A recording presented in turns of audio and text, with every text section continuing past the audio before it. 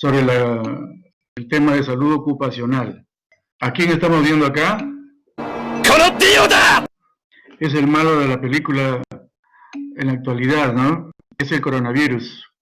El coronavirus que tiene acá sus espículas, lo que le da el aspecto de corona, por eso se llama coronavirus, que justamente esas espículas son las que entran en contacto con los receptores ECA, que mayormente están ubicados en el epitelio alveolar de los pulmones. Entonces ahí hay mayor cantidad de receptores ECA y ahí se colocan estos espículas y hace una adherencia del virus hacia el epitelio de los alveolos pulmonares, produciendo justamente los problemas respiratorios que ya conocemos del coronavirus. Entonces, si nosotros vemos esta diapositiva, podemos darnos cuenta que estamos viendo ahí algo que representa intrínsecamente algo que nos puede hacer daño a las personas, en este caso, ¿no? Pero también hay otros factores que podrían hacer daño no solamente a las personas, sino también a los objetos, al medio ambiente, como es por ejemplo esta figura, ¿no? Vemos aquí justamente que esto es la imagen de unas llamas, ¿no? Esto también tiene una posibilidad intrínseca de producir daño a las personas, al medio ambiente, a las cosas, a los procesos, ¿no? Entonces, en el primer caso del virus, el coronavirus, en este segundo caso, las llamas son pues lo que conocemos como un peligro. El peligro, se denomina peligro a todo aquello que intrínsecamente tiene la capacidad de producir daño a las personas, a los procesos, a las cosas o al medio ambiente. Entonces ahí tenemos, ¿no?, la denominación de peligro, situación o característica intrínseca de algo capaz de ocasionar daño a las personas, equipos, procesos y ambiente. Pero esos no son los únicos peligros que hay. También tenemos, por ejemplo, la corriente eléctrica, ¿no?, que, bueno, en todas nuestras casas, nuestros domicilios, están controlados porque están cubiertos, digamos, en cordones que ocurre hasta llegar a un dispositivo en el cual también está, digamos, debidamente protegido para que no se convierta en un riesgo, ¿no? Entonces vemos que esos son los peligros. En esta figura, ¿qué podemos observar? Observamos a un conjunto de personas que están mirando algo, ¿no? Un conjunto, la mayoría son personas de edad, o sea, hay personas que tienen ya, digamos, más de 60 años, y solamente uno está protegido, uno está con su mascarilla. En el contexto del coronavirus, el COVID-19, esto implica, digamos, un riesgo, ¿no? Un riesgo de poder adquirir por las vías nasales o las mucosas de la boca y los ojos, se puede adquirir el coronavirus. En cambio, uno solo de ellos se está protegiendo, es decir, los demás están sometiéndose a un riesgo de que el virus pueda llegar hacia ellos y producir la enfermedad. Entonces, vemos que están en riesgo ese grupo de personas. Aquí mismo también este es el grupo etario menos golpeado, por decirlo así, ¿no? Es afectado también, pero los efectos que se producen por el coronavirus en ellos son de menor gravedad. Sin embargo, están también ellos en riesgo, porque si bien es cierto, están con la mascarilla, pero no están manteniendo la distancia que se ha propuesto, ¿no? Entre 1.5 a 2 metros de distancia para evitar el contagio del coronavirus a través de las gotículas que elimina uno con el estornudo o con la tos o al hablar, ¿no? Se transmite este virus y se puede contagiar de enfermedad de coronavirus. Entonces vemos acá también el otro peligro, ¿no? El otro peligro que es el fuego, son las llamas, y vemos a la policía aquí queriendo intentar controlar, ¿no? Bueno, la intención es buena, pero no es recomendable, dado de que ellos también están sometiéndose a un riesgo de que el fuego pueda hacerles daño, ¿no? Pueda producirles quemaduras. Entonces, ¿qué cosa es un riesgo? Riesgo es la probabilidad de que un peligro se materialice en determinadas condiciones y genere daños a las personas, equipos y al ambiente. Entonces, la probabilidad de que un peligro que hemos visto pueda hacer daño a las personas, ya eso es un riesgo. Y bueno, además de ese riesgo se obtiene de calcular tres variables: la probabilidad, la exposición y las consecuencias o la severidad de ese daño, ¿no? Entonces son variables que se tienen en cuenta para calcular el riesgo que existe cuando las personas están frente a un peligro. Entonces vemos acá, ¿no? Aquí esta imagen es común, sobre todo en las provincias. Muchas veces se ve que las personas, bueno, sin ninguna consideración, tampoco ninguna protección, se exponen. Hemos dicho que otro peligro es la corriente eléctrica, ¿no? Porque la corriente eléctrica, en determinadas circunstancias, puede o tiene la capacidad intrínseca de producir daño a la persona, a las cosas, al medio ambiente, ¿no? Entonces, este señor está frente a un peligro con un alto riesgo de tener un daño hacia su persona. Y esto aparentemente no lo está haciendo por trabajo, sino lo está haciendo por digamos, quizás una necesidad particular, ¿no? Entonces, cuando es por el trabajo, ya viene a ser el riesgo laboral. Es la probabilidad de que la exposición a un factor o proceso peligroso en el trabajo cause una enfermedad o lesión. Entonces aquí en esta definición vemos nosotros que ya están participando las variables que intervienen en la valoración del riesgo, ¿no? La probabilidad, la exposición y la causa o resultado de esa exposición, que es la enfermedad o lesión, ¿no? Entonces vemos, por ejemplo, cuando ya se ha materializado ese peligro y ha habido el riesgo de exposición y ya se produjo el daño, entonces vemos acá, ¿no? Lesiones en estos personas que manipulan justamente la corriente eléctrica, que muchas veces es dentro de su ámbito laboral. Vemos entonces ahí que se producen lesiones. Ahora, las lesiones por corriente eléctrica tienen la característica de que aparentemente no producen lesiones muy grandes o amplias, pero sí tiene un efecto bastante severo, dado que la corriente tiene una zona de entrada, que son estas, por ejemplo, los dedos con los cuales agarran los cables, ¿no? Atraviesa todo el organismo, produciendo ahí daños, como ustedes ya saben, y busca algún lugar de salida, ¿no? Busca algún lugar de salida para seguir a tierra la corriente eléctrica, pero en su paso por el organismo producen serios daños. Entonces, en este caso, por ejemplo, si nosotros queremos hacer un análisis, ¿no?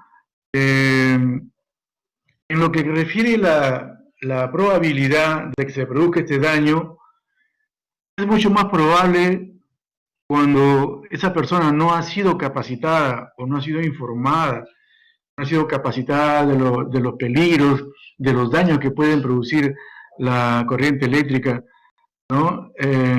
Y también capacitada, por ejemplo, en cómo evitar esto, ¿no? Entonces la capacitación es un elemento importante de la probabilidad de que ocurra este daño. Y también el hecho de que haya o no protocolos escritos. Por ejemplo, ¿no? En todo el centro de labores hay protocolos de cómo manejar tal o cual máquina o tal o cual aspecto en el centro laboral. Y en el entorno en el contexto del COVID-19 también, ¿no? Ustedes han visto que para evitar que las personas adquieran el coronavirus y desarrolle la enfermedad o la forma grave de la enfermedad, se ha difundido bastante, se ha difundido, se ha capacitado por diferentes vías, ya sea así virtualmente, por la televisión, por la radio o Radio Bemba, ¿no? Boca a boca, o sea, la persona a persona, siempre educarse en cómo, digamos, los efectos del virus y cómo evitar esto. Entonces, elementos escritos hay, por supuesto, han salido muchos documentos al respecto, inclusive actualmente hay lo que se llaman las alertas epidemiológicas que emana el Ministerio de Salud para señalar los últimos acuerdos que se dan en cuanto a prevenir la infección y en cuanto a los daños que pueda ocurrirse a los métodos de diagnóstico, ¿no? Por ejemplo, la última alerta epidemiológica se refiere a las pruebas diagnósticas, y menciona, así a grosso modo, de que toda persona que esté dentro de los primeros 7 días de haber presentado los síntomas, o sea, desde el primer día que presente el síntoma hasta el 7º día que presente el síntoma, se deben hacer las pruebas moleculares, porque en ese tiempo todavía se puede encontrar el virus en la persona. Pero a partir del 8º día hacia adelante, o sea, en las 2 semanas siguientes, ya lo que debe hacerse es una prueba serológica para encontrar los anticuerpos que ha producido la presencia del virus, ¿no? Y a partir de la 3ª semana para adelante, bueno, ya ninguno de estos dos pueden ser eficaces. Sin embargo, en la práctica se ha visto de que aún en la 4ª semana, en la 5ª semana, en determinadas personas sí se puede determinar la presencia de los anticuerpos IgM e IgG elevados, ¿no? Considerando de que el anticuerpo IgM es el primero que se presenta y después el IgG, ¿no? Entonces, si encontramos niveles altos de IgG, significa que la persona ya ha pasado por la etapa de haber tenido el virus y ya su cuerpo ha respondido con esos anticuerpos. Entonces, esa es la última alerta epidemiológica, que son documentos escritos o protocolos. Entonces, vemos acá que la capacitación y la existencia o no de protocolos escritos tiene que ver mucho con la probabilidad de poder tener lesiones a causa de la exposición a los peligros, ¿no? Y esto en el ámbito laboral. Sobre todo, nosotros como médicos, por ejemplo, estamos obligados a seguir nuestro trabajo, ¿no?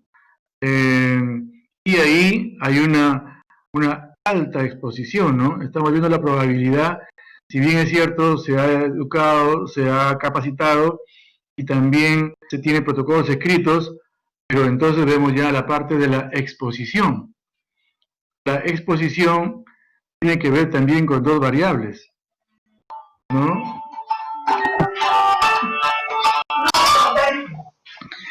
Una de las variables es justamente el número de veces que la persona se expone a este riesgo, ¿no? Puede ser, por ejemplo, exposiciones muy largas, que una vez cada año, una vez cada mes, una vez al día, ¿no? Eso da determinada, digamos, puntuación y frecuencia. Sin embargo, el profesional médico en el hospital pues se expone muchas veces al día, ¿no?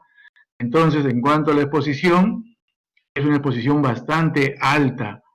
Cuando es así, la puntuación es 3 para los efectos de los cálculos, ¿no? Entonces, vemos que en la variable exposición tenemos el número de veces y también tenemos cuántas personas se exponen a este riesgo, ¿no? Bueno, eso son la probabilidad y la exposición. Pero ahora vemos la consecuencia, ¿no? Las consecuencias. Y para ver las consecuencias, justamente vamos a avanzar en la siguiente diapositiva para verlo mejor. Bueno, esta es la puerta de entrada, la quemadura por electricidad, ¿no? Puede ser muy grave, y aquí vemos pues justamente, ¿no? Qué tan grave puede ser esta, esta lesión o esta consecuencia del daño en la persona, ¿no? Entonces, para ver la consecuencia, veamos, en esta imagen que ustedes están viendo, aquí nos preguntaríamos, ¿el daño que se ha producido es reversible o no es reversible? A ver, voy a preguntarle eso a uno de mis conocidos. ¿Qué dice Jerry?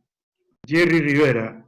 Gabriela, esa lesión que se ha producido ahí sí es reversible. Es una lesión reversible, ¿por qué? Porque es una quemadura de segundo grado profundo en la cual se ha desprendido ya el epitelio quemado, ¿no? La epidermis quemada. Entonces, pero vemos ahí la imagen de la dermis que nos hace ver que la piel nuevamente se va a producir, ¿no? La epidermis se va a producir y bueno, en un tiempo de 8 a 10 días ya estará con piel nueva, entonces la lesión, el daño, ha sido un daño reversible, ¿no? Entonces el efecto es dañino. Es dañino una escala intermedia, ¿por qué? Porque el daño es reversible, ¿no? Se puede recuperar. Y entonces, este daño, ¿qué tipo de incapacidad, esta lesión, qué tipo de incapacidad produce? ¿Será cero, nada de incapacidad o incapacidad permanente? No, es una incapacidad temporal, ¿no? Entonces, ¿cómo catalogamos a este daño? Es un efecto dañino solamente, con una calificación de 2, ¿no? En cambio, cuando es solamente un color rojo, se ponen como camaroncitos las personas que se van a la playa, ¿no? Se ven rojo ahí, esa es una quemadura de primer grado. Es una quemadura de primer grado que cuando es en poca área, el daño es reversible porque con unos días eso desaparece. La incapacidad, no va a haber incapacidad, sino simplemente un poco de molestia, pero puede ir a trabajar o puede hacer sus labores, ¿no? Entonces, eso es un efecto ligeramente dañino. En cambio, si vemos esta imagen nosotros, si vemos esta imagen, ¿qué tipo de quemadura se ha producido ahí? Wanderly. De Bueno, me tercer permite grado. ¿qué tipo de quemadura? De tercer grado, porque ya se debe estar Tercer deteriorando, grado, me parece. exacto, ¿no? La quemadura de tercer grado que agarra epidermis, dermis y tejidos subcutáneos, ¿no? Como puede ser los tendones, músculos, nervios. Entonces, en este caso de quemadura tan severa, podríamos decir que es una lesión, un daño reversible. No es reversible. Doctor, Claro, muy bien, Wanderley. ¿Por qué? Porque justamente, siendo tan grave, muchas veces ya la lesión ya no es reversible y muchas veces tendrían que ni siquiera ya operar, hacer injertos, sino que hacerle una amputación, ¿no? De esos miembros y solamente hubieran sido las piernas las que se han quemado, ¿no? Una amputación. Entonces, el daño no es reversible.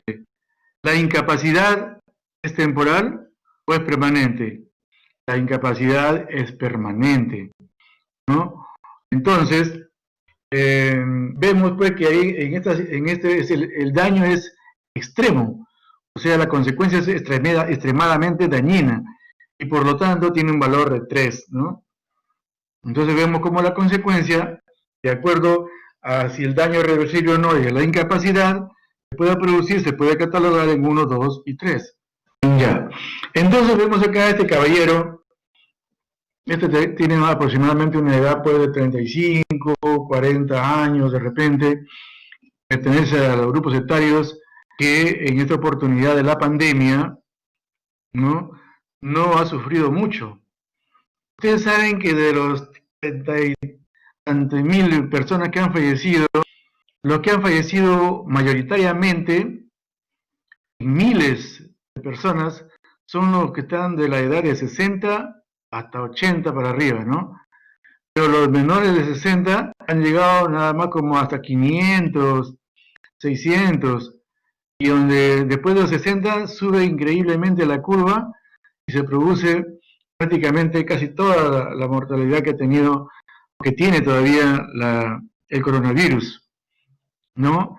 Entonces, justamente, vemos que él está en un grupo etario en el cual el virus, si bien es cierto, llega hacia él, pero no le produce mayor problema, ¿no? Su sistema inmunológico probablemente en buenas condiciones lo controla, de tal manera que el daño ahí es leve, ¿no? Ha llegado a las vías respiratorias altas y, bueno, un poco de fiebre, dolor de garganta, cefalea, y bueno, puede confirmarse la presencia del coronavirus, pero luego pasa esa etapa y esto corresponde casi al 80% de las personas, así lo han pasado, ¿no?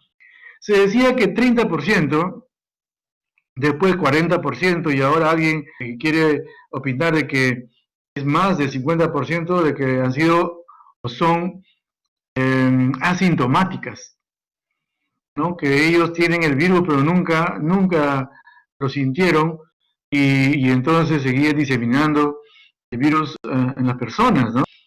Entonces vemos pues asintomáticas, vemos acá con ligeramente, con daño ligero, o sea, una consecuencia ligeramente dañina, ¿no? O sea, él tiene una lesión, vías respiratorias altas, que es reversible y que no le produce mayor incapacidad, como la gran mayoría de las personas que han padecido esta enfermedad, ¿no? Este ataque de este virus. Y acá vemos lo que primero se observó en Iquitos, ¿no?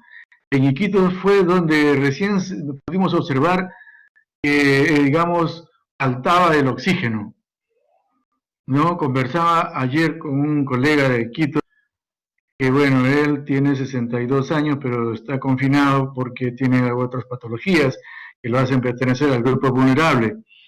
Pero me decía que fue terrible en Iquitos. Nos agarró así de pronto, de alguna forma que hubieron la primera gran mortalidad del personal médico, ¿no? Un colega perdimos ahí, conocido en nuestra promoción, y bueno, y hasta ahora me dice, no se apareció totalmente, hay 5, 6, 7 en el salud, llegan todavía a hospitalizarse y algunos van a cuidados intensivos todavía, ¿no? Entonces, en Iquitos vimos justamente esta falta de oxígeno, pero acá también lo vimos en Lima, ya, ¿no? Ha sido todo un proceso que ustedes deben estar recordando. Entonces, ¿qué pasa? También un documento que ha sido justamente publicado por el Ministerio de Salud en la RM 883. Entonces le decía de que se ha publicado un documento en el cual la saturación de oxígeno normal es de 83 para arriba, perdón, de 93 para arriba. Primero, cuando teníamos 95 nos alarmábamos, ¿no? 94 ya estábamos muy preocupados. 93 ya estábamos queriendo buscar oxígeno. Sin embargo, la última resolución ministerial acá bien este aspecto y consideran que desde 93 para arriba se considera normal la saturación de oxígeno. Y de 92 hasta 88 es una hipoxia moderada. Y de 88 a 85 es severa y por debajo ya de 85 ya es muy grave, ¿no? Entonces, esos criterios son los últimos para poder manejar esto de a quién indicarle o no oxigenoterapia. Sin embargo, vimos pues que ya en esta oportunidad había mucha gente, inclusive ya no iba al hospital, ¿no? Por el temor y buscaban sus balones de oxígeno y se hacían tratamiento en su domicilio, ¿no? Eso alivió un poco la demanda de espacios para atención de este tipo de pacientes. Entonces, ¿qué ocurre acá? Si bien es cierto, ya el virus se instala a nivel del alveolo pulmonar, produce destrucción de las células del alveolo, del epitelio del alveolo pulmonar, ¿no? Esa destrucción produce liberación de histamina y todo, y vasodilatación, presencia de líquido y se hace una neumonía, ¿no? Una neumonía que tiene sus características y dependiendo de qué tanto compromete al parénquima pulmonar, entonces van a tener dificultad para respirar y van a requerir oxígeno. Por eso podríamos considerarlo entonces todavía como una digamos, un compromiso severo, perdón, leve a moderado de las personas, ¿no? Entonces ahí decimos que el daño, todavía cuando es leve, puede ser reversible y la incapacidad temporal, ¿no? Sin embargo, no todos tenían esa suerte. Y el 10%, el 10% de estos pacientes se hospitalizaban ya en una unidad de COVID, y de ahí el 5% pasaban a unidad de cuidados intensivos, y solamente el 50% se podía recuperar de los pacientes de unidad de cuidados intensivos, ¿no? Eso ocurría cuando ya el compromiso del pulmón ya mayor, ¿no? El mayor porcentaje, mayor compromiso de pulmones. Entonces vemos acá justamente cómo ya se van produciendo las zonas, ¿no?, diversas de focos neumónicos en los pulmones, lo que vaya determinando la severidad de la lesión, del compromiso, ¿no? Y vemos entonces acá también estas áreas, ¿no? En la radiografía se ven como zonas de vidrio esmerilado, ¿no? Que son, digamos, las zonas comprometidas del pulmón, y que en tanto pasen de un porcentaje significativo, ya va a ser severo. Cuando es severo, la lesión termina con secuelas de fibrosis, ¿no? Con discapacidad permanente. Entonces, todo ese bagaje de consecuencias está produciendo todavía, porque acá en Lima, si bien es cierto, ha bajado, pero todavía tenemos un número significativo de personas hospitalizadas en cuidados intensivos, ¿no? Vemos acá entonces cómo se ven en las radiografías. Esto sirve para complementar el diagnóstico, pero no para hacer un diagnóstico propiamente dicho, ¿no? Aunque en el pico de la pandemia ya esto era muy indicador, ¿no? Y se tomaban las medidas del caso, porque como ustedes saben, las pruebas diagnósticas de laboratorio no son tan rápidas, ¿no? Tenemos a las pruebas moleculares que tienen un promedio de 3 a 4 días para dar los resultados, y un 40% de falsos negativos, solamente porque no se toma adecuadamente la muestra, ¿no? Y las pruebas rápidas también, ¿no? Hay que esperar todavía de 8 días para que pueda captarse la producción de anticuerpos y confirmar. Entonces, más manejábamos indicios, ¿no? Por ejemplo, acá ya hay indicios de neumonía, más los síntomas, ¿no? ¿Qué síntomas? Por ejemplo, cefalea, el dolor de garganta, tos, ya era prácticamente sospechoso de COVID, y había que hacer toda la mecánica, ¿no? El aislamiento y todo lo demás, ¿no? Y en la etapa en que se pensaba que la ivermectina tenía un efecto real sobre la modificación del cuadro, bueno, se daba ivermectina casi a todos ellos, ¿no? Entonces, vemos acá justamente en la tomografía también cómo se presenta esa lesión del virus en el aparato respiratorio, ¿no? Vemos acá entonces ya un alto compromiso, que hoy da secuela, estos van a cuidados intensivos, y como decimos, el 50% nomás de los que van a cuidados intensivos, muchas veces estadísticamente se ha visto que han podido recuperarse, ¿no?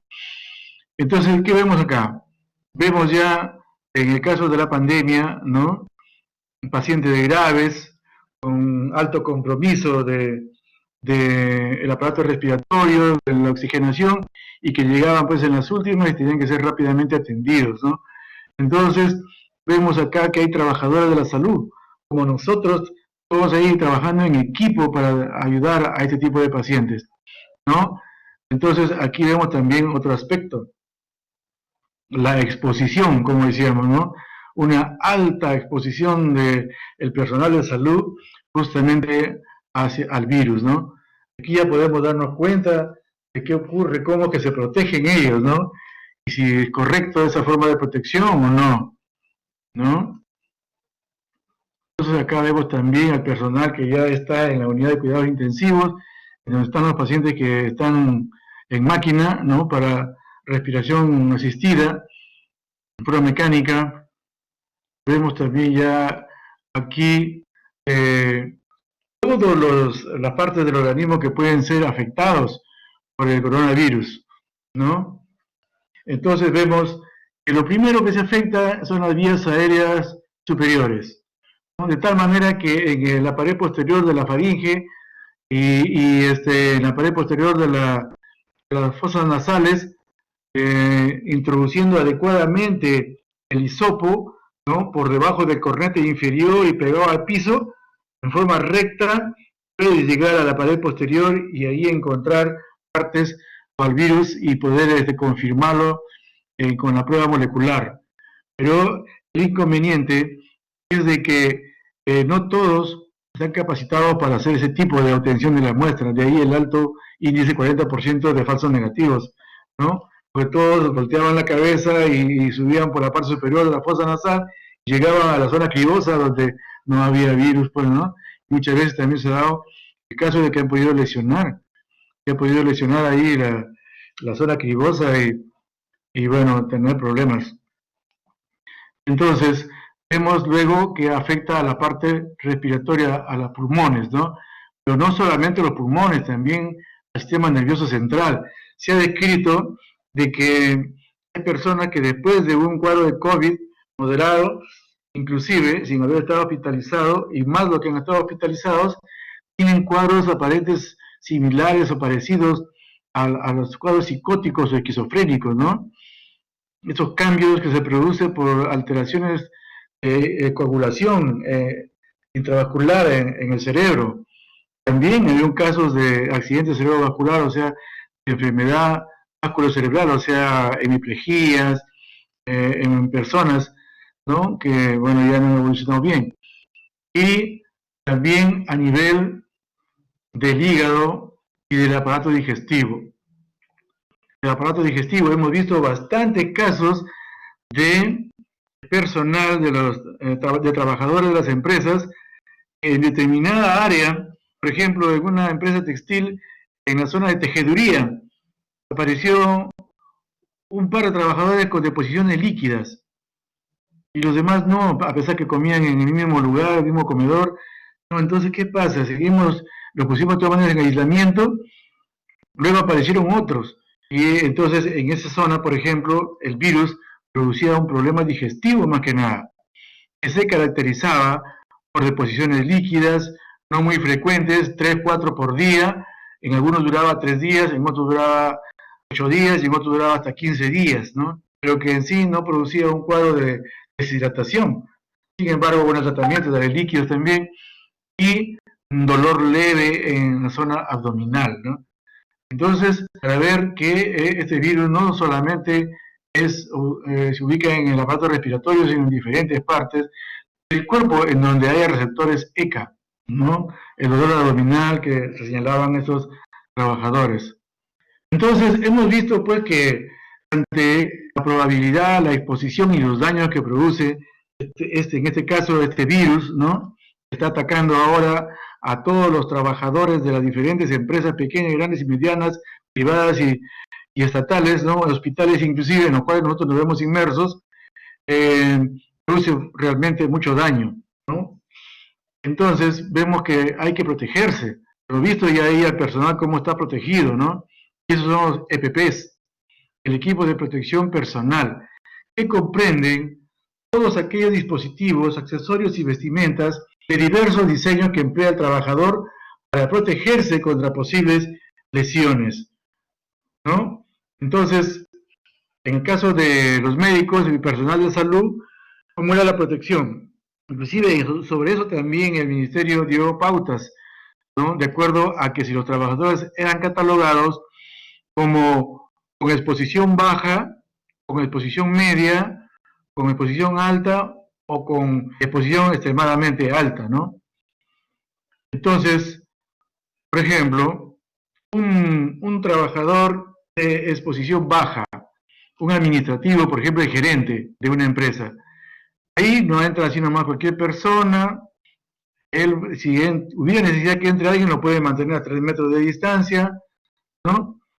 Y como es poco frecuente, entonces ellos pueden usar una mascarilla comunitaria, ¿no? O una mascarilla quirúrgica. Pero con la salvedad de que muchas veces las mascarillas quirúrgicas no estaban a disposición, ¿no? Entonces la más frecuente que se podía hacer era la comunitaria. Un trabajador de exposición media al virus es un trabajador, por ejemplo, un obrero, un operario, ¿no? Que está manejando máquinas o que están transportando cosas, que obviamente manteniendo la distancia social, sin embargo, su tipo de trabajo permitía que en algunas ocasiones pudieran estar más cerca, a 1 metro o menos de 1 metro de repente, entonces exposición media. ¿Qué tipo de protección? Protección, mascarilla, mascarilla quirúrgica, ¿no? Que no permite la salida digamos, de esas gotículas para el contagio,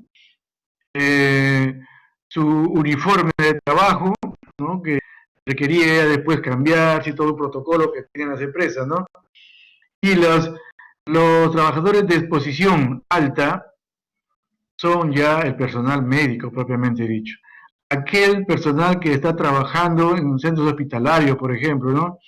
Los de limpieza, los administrativos, las enfermeras, que están en los pisos comunes, ¿no? Pero y también que están justamente no en relación directa con el paciente, pero que están trabajando en los servicios. Ellos deben usar ya. Nos quedamos, ¿en qué parte nos quedamos? ¿Ya nos escuchaba? Laura, Isabel.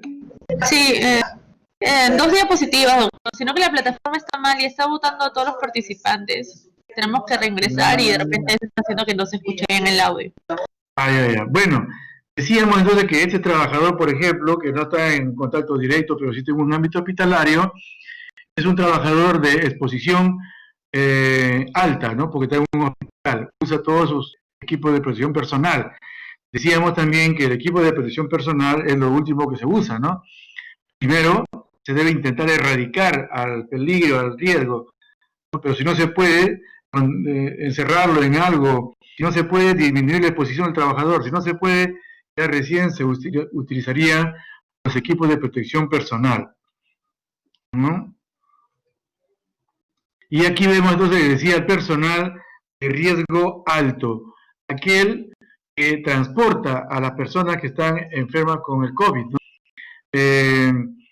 Por ejemplo, si hay un trabajador con COVID que se siente mal, se llama a la ambulancia y la ambulancia lo transporta, pero el personal tiene que estar así, protegido de esa manera, porque es considerado su trabajo como de alto a exposición al virus, ¿no? Y acá se va mejorando cuando las personas ya están en una extrema exposición, o sea, de alto riesgo, ¿no? Extremo riesgo. Entonces, acá, ¿no? Están debidamente protegidos, con su escudo facial, sus mamelucos, sus lentes, sus gorros, sus guantes, ¿no? Para poder atender a los pacientes o los trabajadores. En este caso, estamos hablando acá del ámbito laboral, de los hospitales, ¿no? Con el personal médico, justamente protegiéndose de un peligro y un riesgo de adquirir la enfermedad, ¿no? Acá debidamente protegidos también, bueno, esa es la costumbre, pero en realidad deberían mantener mucho más la distancia, ¿no? Y entrar lo menos posible de personal. Y esto, ¿no?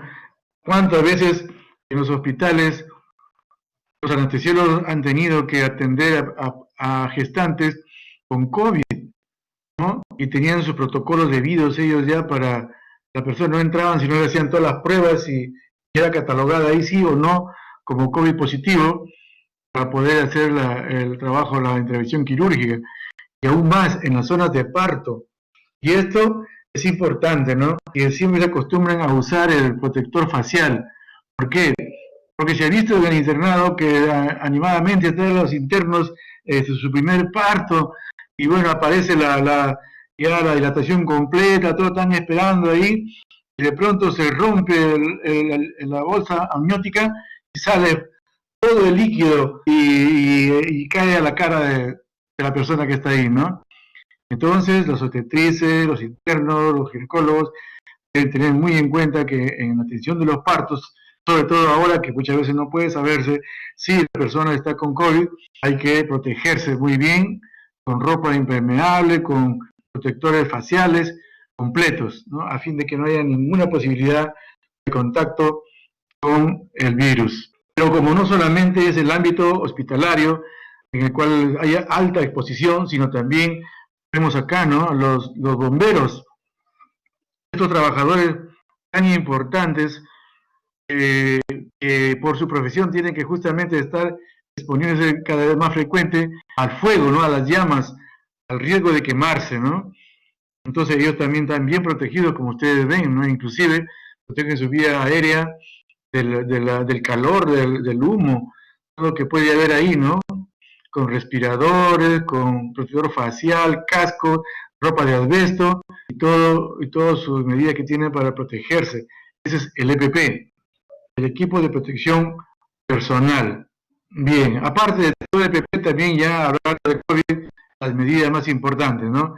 Entonces, desde inicio y hasta ahora, hay que grabarnos de que debemos prevenir, ¿no? Y eso es el objetivo principal de la salud ocupacional, la prevención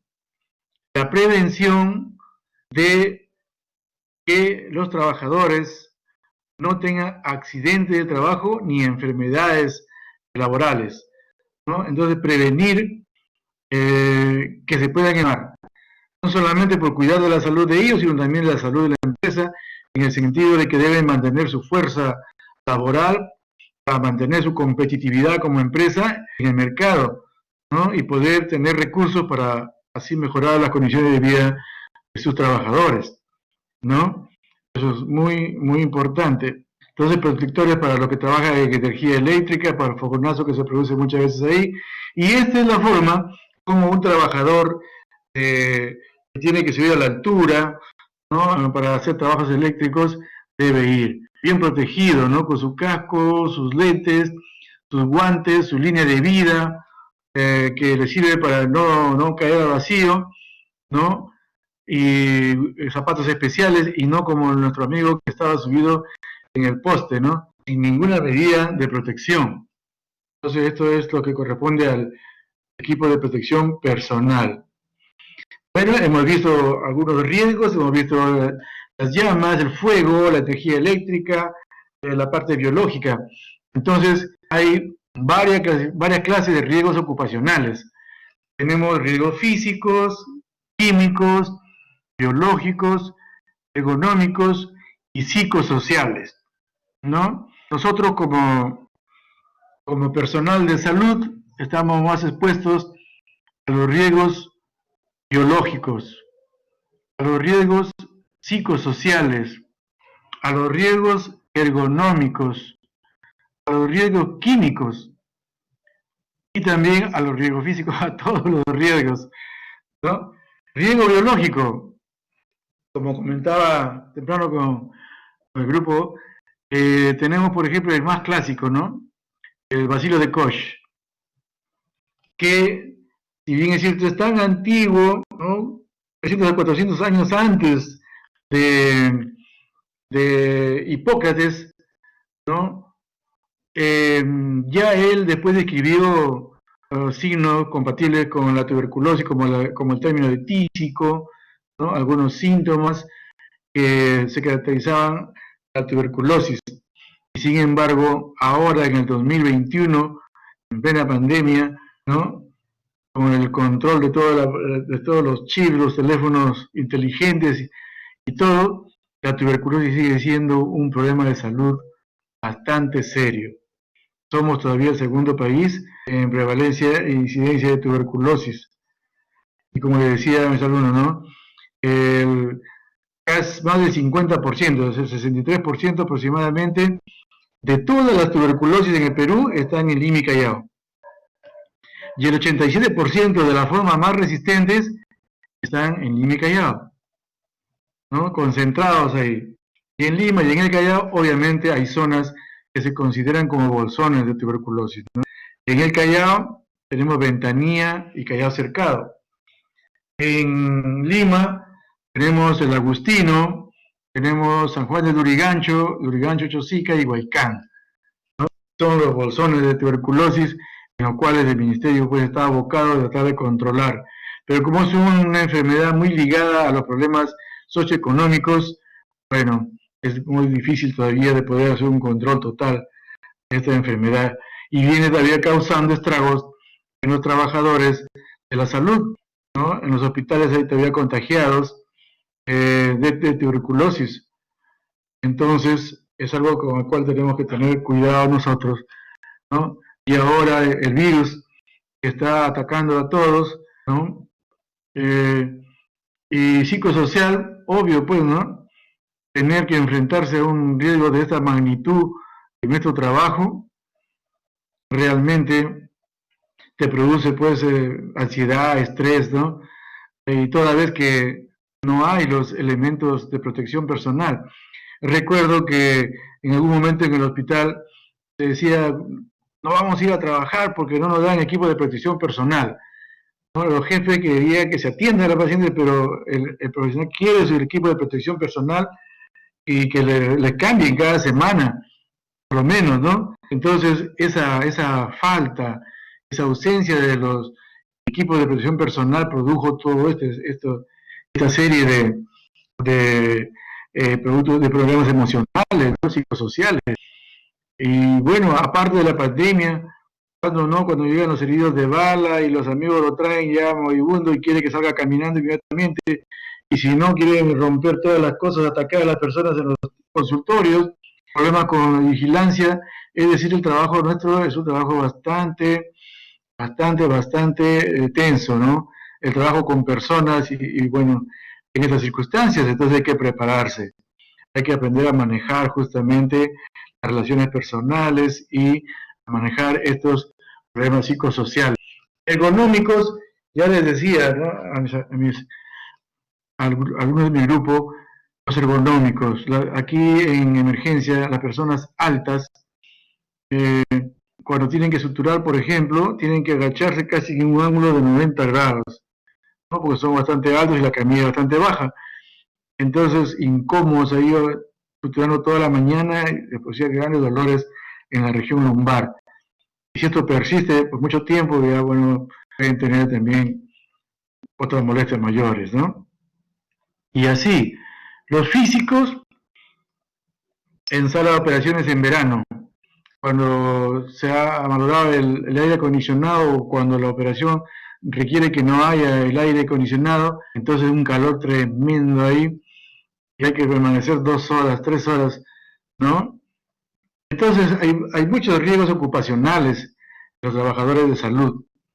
Veamos en qué consiste cada uno de ellos, a ver, una miradita ligera. Físico, el ruido, por ejemplo, el ruido, ¿no? Los que trabajan perforando, ¿no? La perforación es un ruido tremendo, y no solamente es el ruido, sino la vibración. Son riesgos físicos. También a temperaturas extremas, como decíamos, ¿no? Ya sea altas temperaturas o bajas temperaturas extremas, ¿no?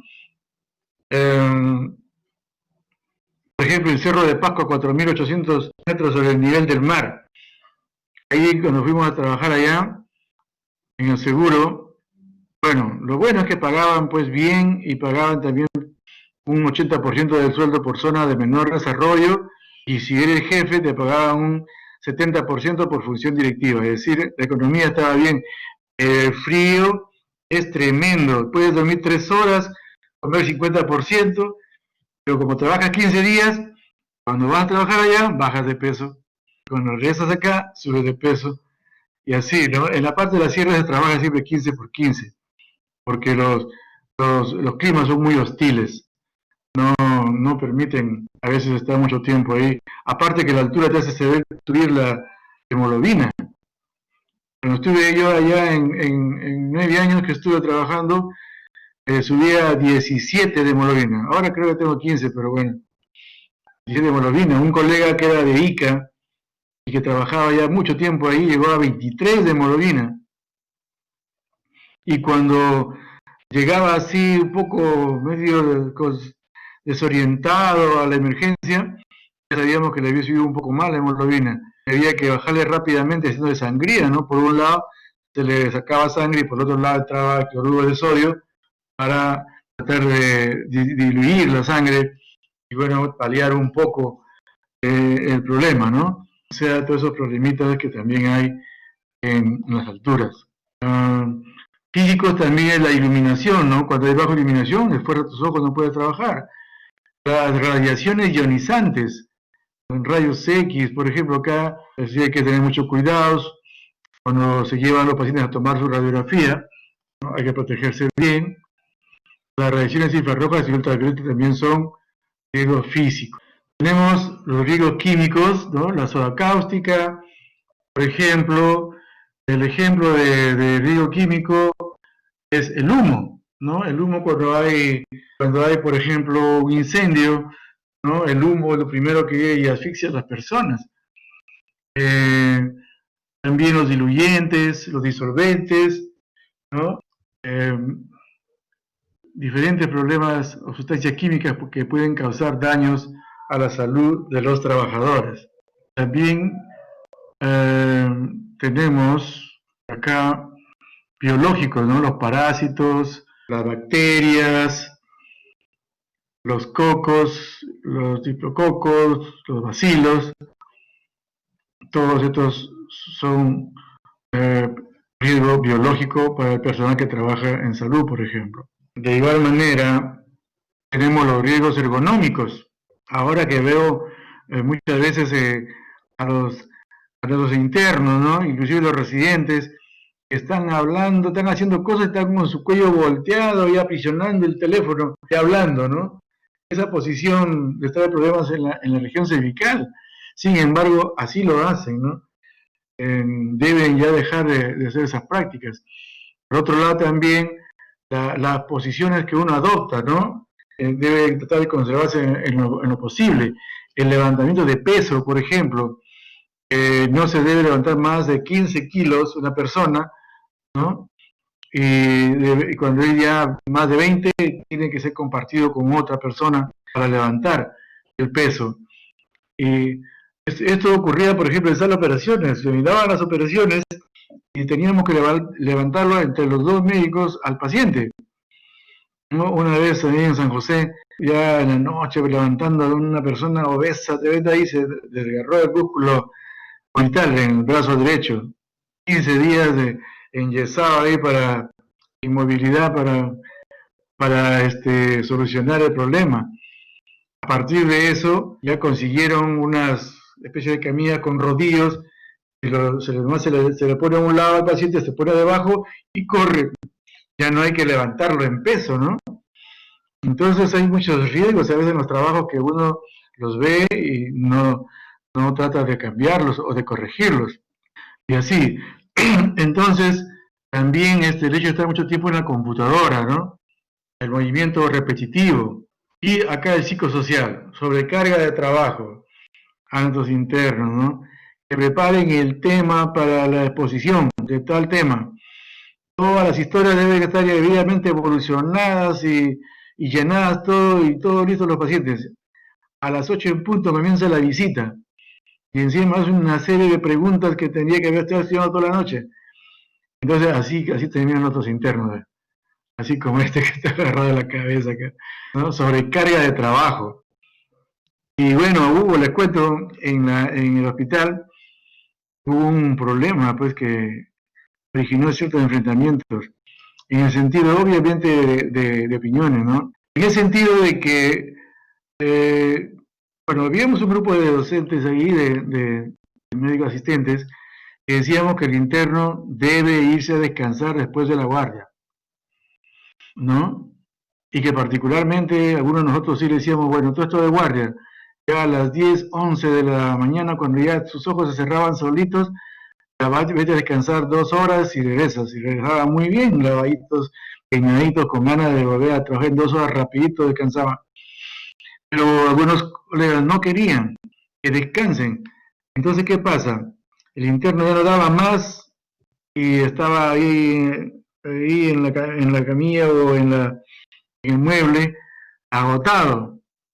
Y eso no está bien, pues ahí no aprende nada da un aspecto, digamos, no adecuado de personal, cómo va a estar así, y cualquier cosa que haga va a estar con 30% menos de efectividad, porque en esas condiciones el rendimiento no es el mejor.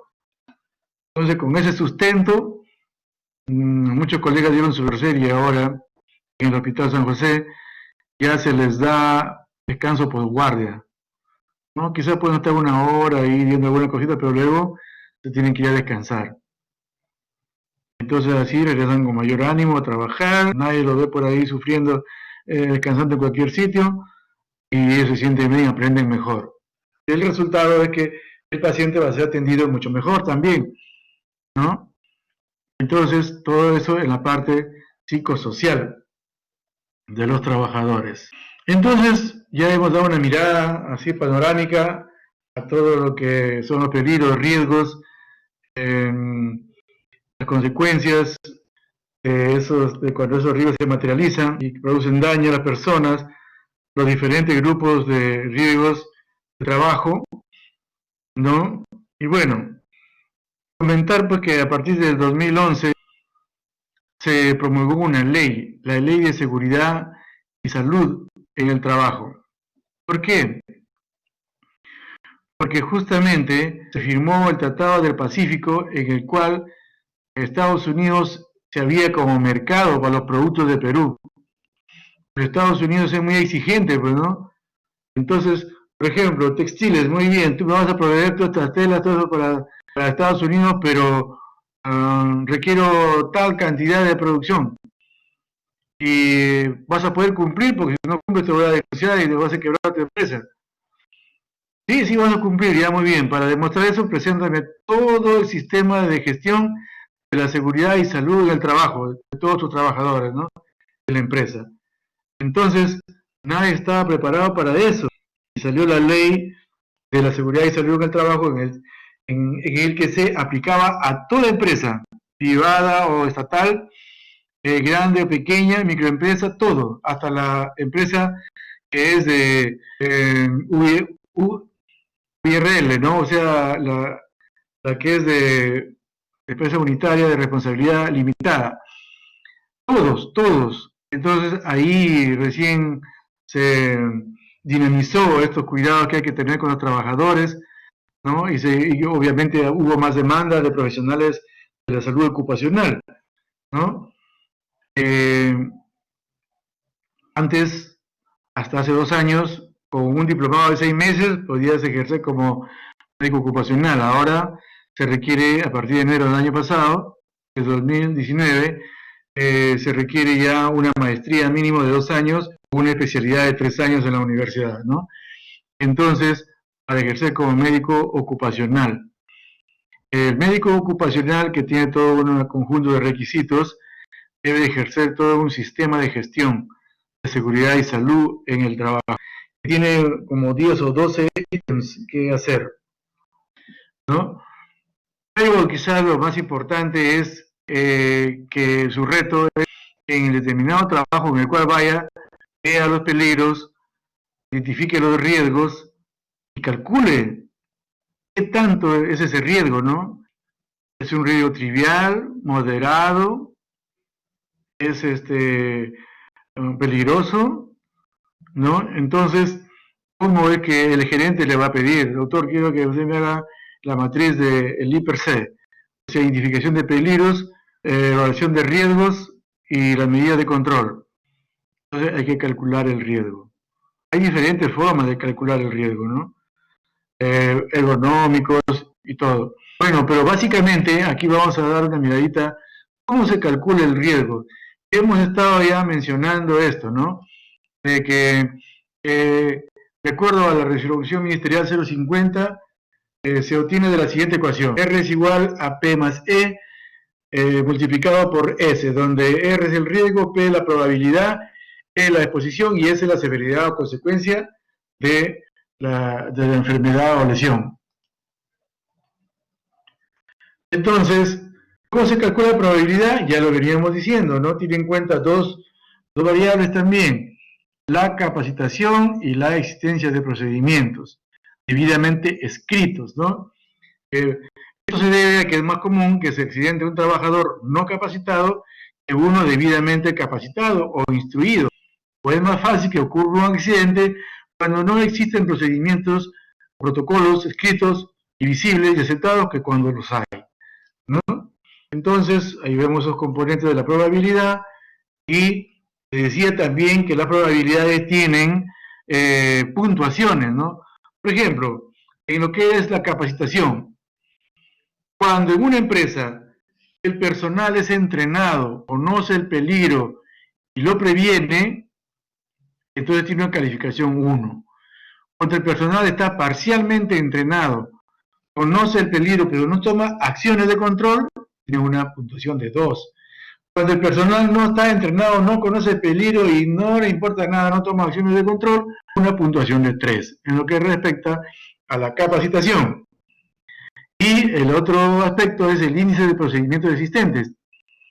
Cuando existen los procedimientos y son suficientes, calificación 1.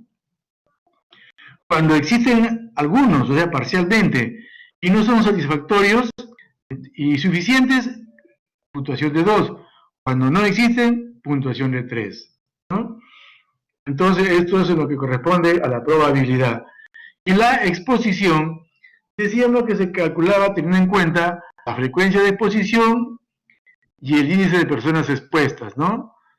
Muy bien, entonces vemos acá que se considera una exposición esporádica cuando la exposición es por lo menos una vez al año.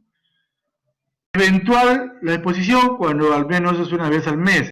Y permanentemente cuando por lo menos es una vez al día, ¿no? Entonces, cuando es permanente, o sea, muy seguido, 3. Cuando es una vez al mes, eventual, 2. Cuando es esporádico, 1, ¿no?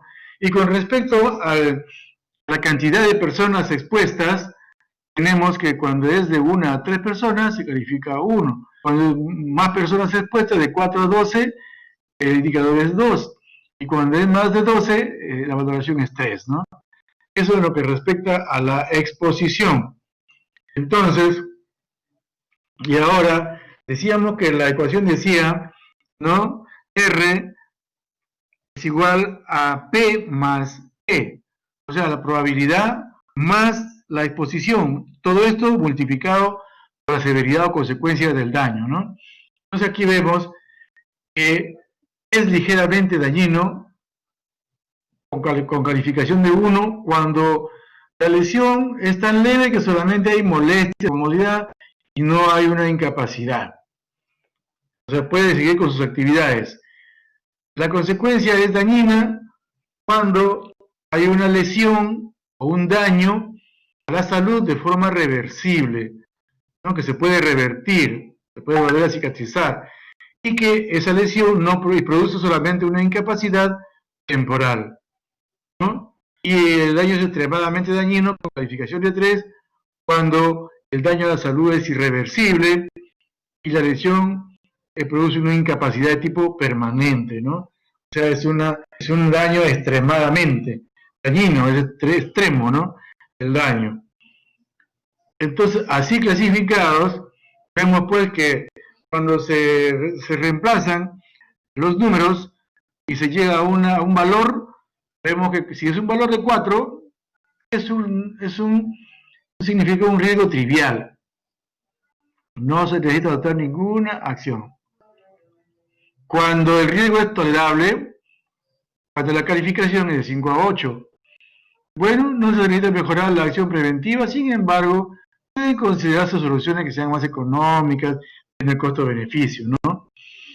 Pero cuando la puntuación es de 9 a 16, hay un riesgo moderado, ¿no? Es decir, cuando el riesgo se debe a que, digamos, puede ser revertido, se hacen medidas para reducir el riesgo, deben implantarse en un periodo determinado, ¿no? Es decir, se deben hacer esfuerzos para reducir el riesgo, ¿no? Y cuando el riesgo es importante, es porque tiene un valor de 17 a 24. Cuando el riesgo es importante con un valor de 17 a 24, no debe comenzarse el trabajo hasta que se haya reducido el riesgo. Puede que se necesiten buena cantidad de recursos para controlar ese riesgo, pero tiene que hacerse. Y el riesgo es intolerable cuando su puntuación es de 25 a 36.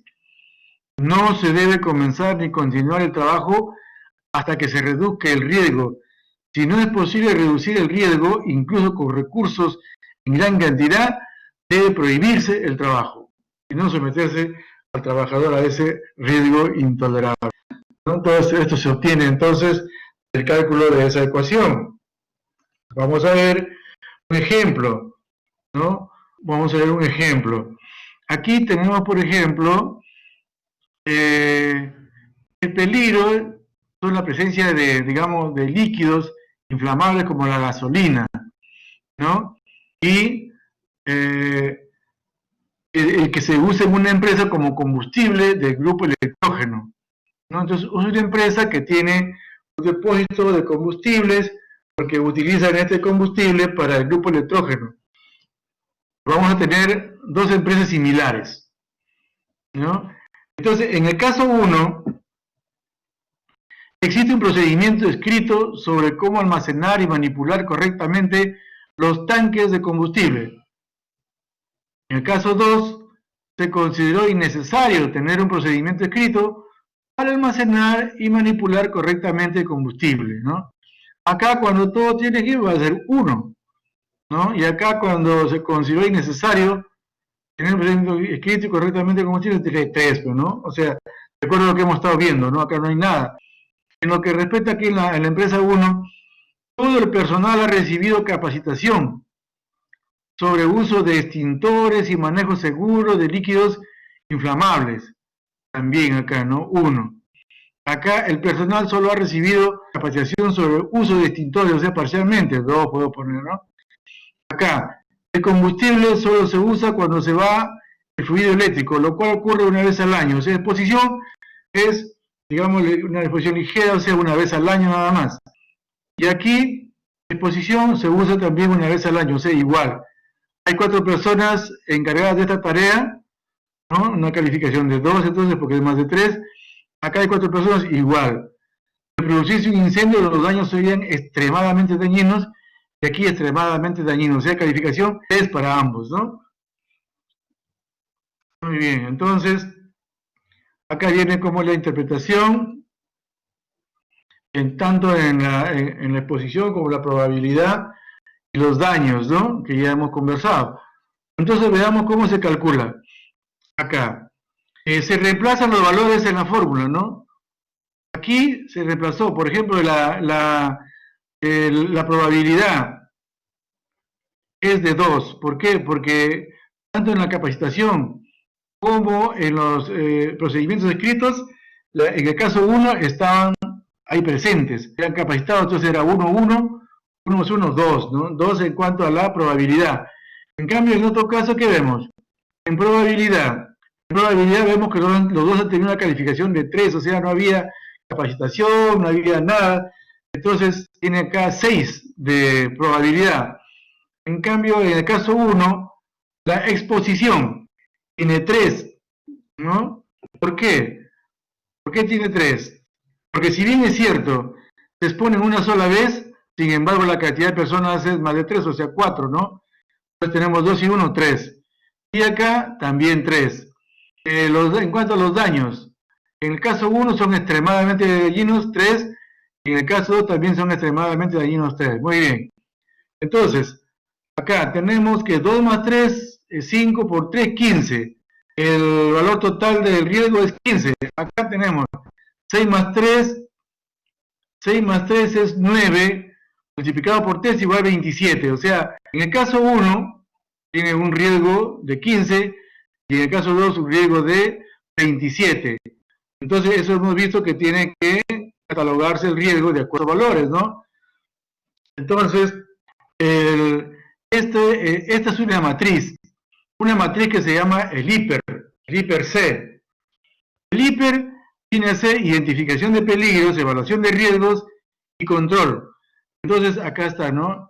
Acá está el peligro, el evento peligroso, la consecuencia, la probabilidad, la exposición, los daños, el valor total y las medidas de control, ¿no?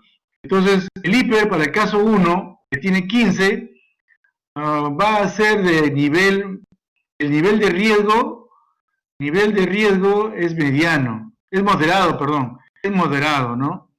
Es un nivel de riesgo moderado. El control de las medidas de control, instalación de extintores, botiquín y un kit antiderrame.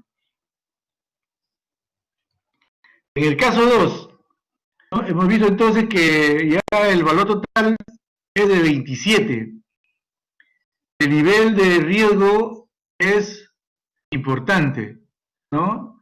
Es un riesgo importante. Entonces, ¿qué hay que hacer como medida de control? Capacitación del personal, formulación de procedimientos, protocolos, realización de simulacros, es decir, una serie de cosas para disminuir justamente el riesgo, ¿no? Entonces, esto nos permite catalogar el nivel de riesgo y qué medidas pueden aplicarse, ¿no? Entonces, es interesante ese cálculo del riesgo en determinado puesto laboral, determinada actividad, en determinado centro de trabajo, ¿no? Y como le decía, entonces, la salud ocupacional es importante, no solamente porque ahora se ocupa de prevenir de que se enferme o se accidente el trabajador, sino que ahora ya el concepto se ha ampliado más y se trata de que el trabajador produzca lo más que pueda, ¿no? O sea, siendo un trabajador sano, que produzca, tenga una producción, aprovechar su máximo de talento, de capacidad, para poder mejorar la empresa y hacerse más competitiva y de esa manera tener una sociedad económicamente adecuada, ¿no? Como dice acá, ¿no? Atrás quedó la concepción del trabajador como operador final en oficios y destrezas clásicas. El trabajador ahora forma parte de un sistema, de una comunidad de práctica dentro del centro de labores. Las exposiciones ocupacionales son mayormente combinadas, multicausales, multiagentes, con nuevas expresiones de la vulnerabilidad física y genética en los trabajadores. Requieren estrategias de gestión integral. La salud, a partir de ahora, será entendida cada vez más dependiente de la funcionalidad del ser humano y de la percepción que sobre él tenga una organización social y productiva, ¿no? De la obtención de resultados para la competitividad y el desarrollo económico y social de la organización. ¿Qué ejemplo podríamos poner? Bueno, a mí se me ocurre que podemos poner en el ámbito deportivo, ¿no? Tanto para ustedes varones como las damas, ¿no? En el ámbito deportivo, pero vamos a elegir el fútbol, por ejemplo. Si nosotros vemos por ejemplo, hubiéramos un partido de fútbol entre el Bayern de Múnich y el Barcelona. Bayern de Múnich. Claro, el Bayern de Múnich, sí, el Bayern de Múnich y el Barcelona, ¿no? Vemos que ambos equipos tienen 11 componentes en el campo que son completamente sanos, ¿no? Tienen un entrenamiento riguroso, un desarrollo físico, mental adecuado, una alimentación formidable, se concentran, están ahí, frente a frente, sanos. Pero entonces, ¿cuál va a ser la diferencia entre ellos? Que pueda hacer que una organización, como por ejemplo un equipo, que le pueda pagar, digamos, 100 millones de euros, digamos, anuales de repente, o por temporada, ¿no? Que ellos quieran a determinada persona de ahí. Todos están sanos, todos están bien conservados, tienen musculatura, tienen una buena salud mental, son inteligentes. Entonces, ¿cuál es la diferencia? La diferencia sería la funcionalidad de cada uno de ellos. Cómo funciona en determinada actividad que ellos hacen, ¿no? Y que hace que determinada organización social y productiva, como es un equipo de fútbol, ¿no? Un club de fútbol, ese club de fútbol obtiene resultados económicos muy adecuados para la competitividad y su desarrollo, ¿no? Como organización, ¿no? Entonces, es justamente eso, la funcionalidad de esa persona. Por ejemplo, tenemos ahí en el Bayern de Múnich, tenemos ahora a Müller, ¿no? Müller ya tiene su edad y todo lo demás, pero siempre se destaca por su mejor ubicación, por un entendimiento global del campo, de la jugada, una presencia en el lugar que se requiere y un físico que se mantiene durante todo el partido, ¿no? En el otro lado, en el Barcelona, tenemos otro jugador también excepcional, ¿no? Messi, que bueno, ahora no está jugando muy bien, pareciera que hay cambios. En su momento fue extraordinario, ¿no? En el sentido de que hacía cosas que los otros no podían hacer y que le costó justamente grandes contratos y que ese club tenga mucha competitividad, gane todas las copas y bueno, mucha cantidad de dinero. Entonces, ahora quizás haya servido el ejemplo para lo que acá se dice, ¿no? La salud, a partir de ahora, será entendida cada vez más dependiente de la funcionalidad del ser humano y de la percepción que sobre él, con esa funcionalidad, tenga una organización social y productiva de la obtención de resultados para la competitividad y desarrollo económico-social de la organización.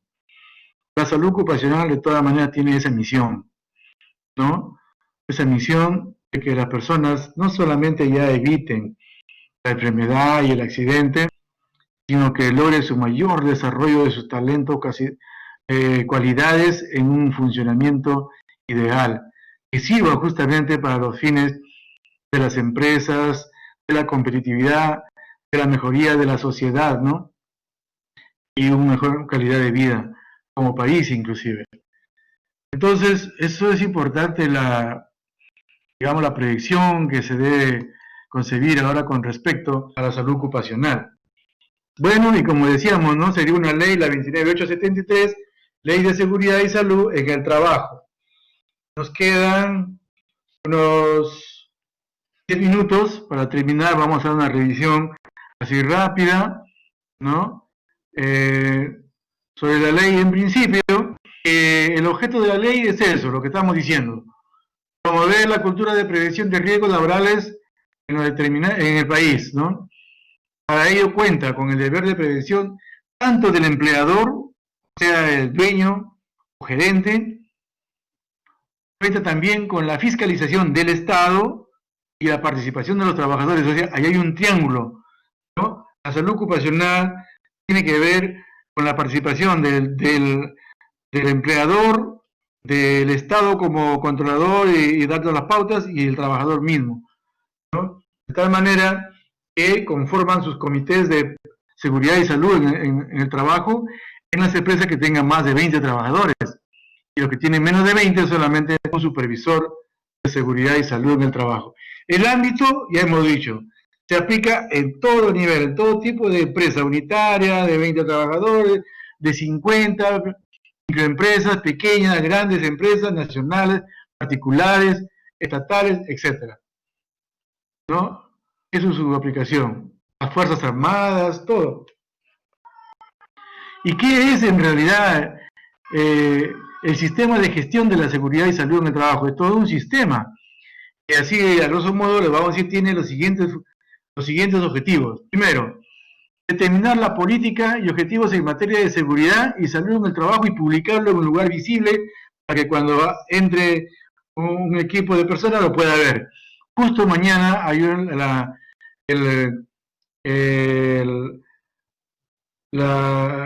¿cómo se llama esto? A ver,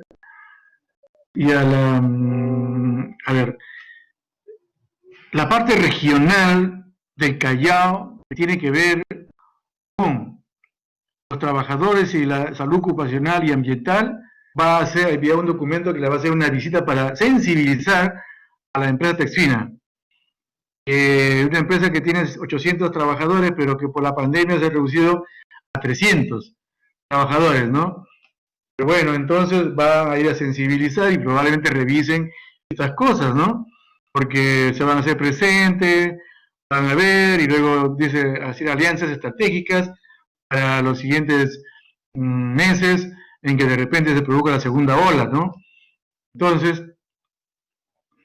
Entonces, eso, la política y objetivos en materia de seguridad y salud es uno de los primeros objetivos. Segundo, tener un reglamento interno de seguridad y salud en el trabajo. Tercero, la identificación de los peligros, evaluación de riesgos y sus medidas de control. Y eso no solamente que quede en los papeles, sino graficarlo en un mapa y ponerlo también ahí en una pared de empresa en la cual la gente que llega puede ver el mapa de riesgo, ¿no? Dónde están ubicados los lugares donde hay mayor peligro, mayor riesgo. Se llama mapa de riesgo. Luego, la planificación de la actividad preventiva. Es decir, qué actividades se van haciendo en cada puesto de trabajo para evitar justamente las enfermedades y los accidentes ocupacionales. Luego, el programa anual de seguridad y salud en el trabajo. Por ejemplo, el programa anual debe contener 4 capacitaciones por año para los trabajadores obligados. 4 capacitaciones, simulacros, también auditorías, ¿no? Revisión de si están cumpliendo con sus EPPs, etc., ¿no? Los registros obligatorios que deben contar son registros de accidentes de trabajo, enfermedades ocupacionales, incidentes peligrosos y otros incidentes. Todo lo que ocurra dentro del ámbito laboral tiene que estar debidamente registrado e investigado y archivado para que sea revisado en cualquier momento. Tiene que también tener los registros de exámenes médicos ocupacionales. Esto se hace cada año para los que son operarios, es decir, para los que están en el campo, ¿no? Para el electricista, para el maquinista, etc. Y cada 2 años para los que son administrativos. Se hace un examen médico ocupacional de acuerdo a las normas dadas por el Ministerio de Salud, ¿no? Y que pueden ser para preocupacionales, los que van a entrar, periódicos, los que están trabajando, y de salida para los que están saliendo de trabajar, ¿no?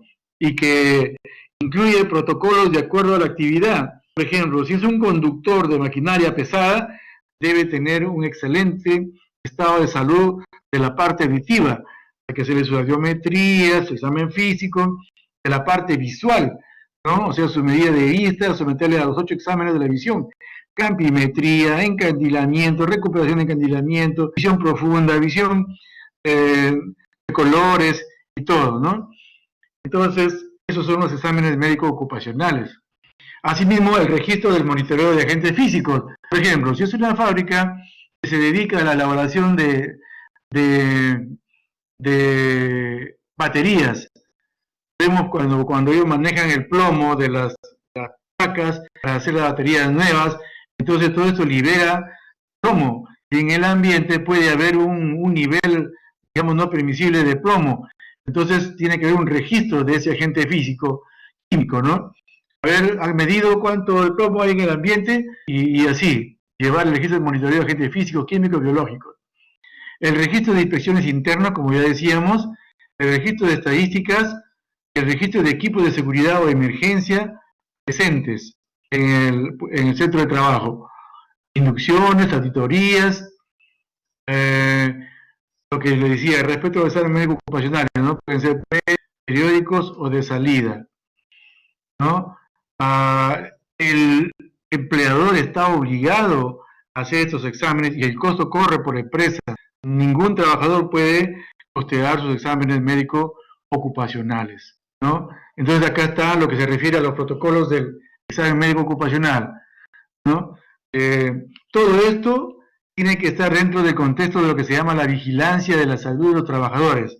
Esta es la tarea del médico ocupacional, vigilancia de la salud de los trabajadores, que viene a ser el proceso de recolección de información y análisis sistemático que abarca todas las evaluaciones necesarias para proteger la salud de los trabajadores, con el objetivo de detectar los problemas de salud relacionados con el trabajo y controlar los factores de riesgo y prevenir los daños a la salud del trabajador.